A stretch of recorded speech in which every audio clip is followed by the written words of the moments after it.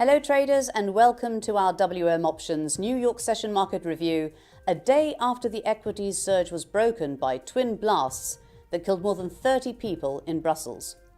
Most markets shrugged off the disaster and recovered soon after. Here's the situation today, Wednesday, March the 23rd. Eurozone PMIs show an improvement in business activity throughout the continent, possibly a result of additional stimulus this month from the central bank. Most indexes are rising, and DAX futures are up by nearly 1.25%. Even travel equities, which were the hardest hit yesterday, have recuperated, with Thomas Cook up 2.9% and EasyJet up 1.06%. UK housing prices have breached the 300k mark, and the gap between asking and sold prices is at its highest in a century. Although European consumer confidence is down, spending in Germany rose while input prices dropped.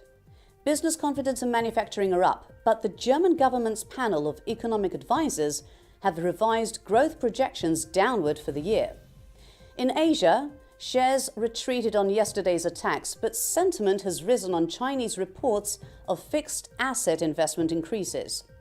Capital outflows are relaxing, and the government is still aiming for 7% growth this year. Once again, markets recovered overnight, with the Shanghai and CSI composites up by 1/3%. In Japan, consumer spending is down, and growth projections have been lowered. US Fed officials yesterday made some pretty hawkish statements on looming rate hikes, pushing the dollar up to a one-week high.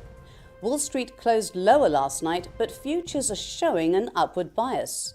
Manufacturing activity disappointed pessimists by inching up slightly, and housing declined on increasing prices and low inventories. Finally, in commodities, oil eased somewhat on an 8.7 million barrel build, courtesy of the API.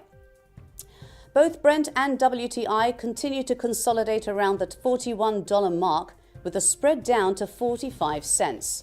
Gold was hardly hit by yesterday's explosions, with the asset continuing to weaken around the 1230 mark.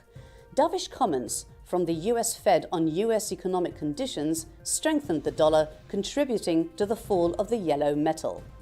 Today's remaining indicators include US new housing sales for February at 2. They're expected to show a 3.2% increase after January's 9% drop.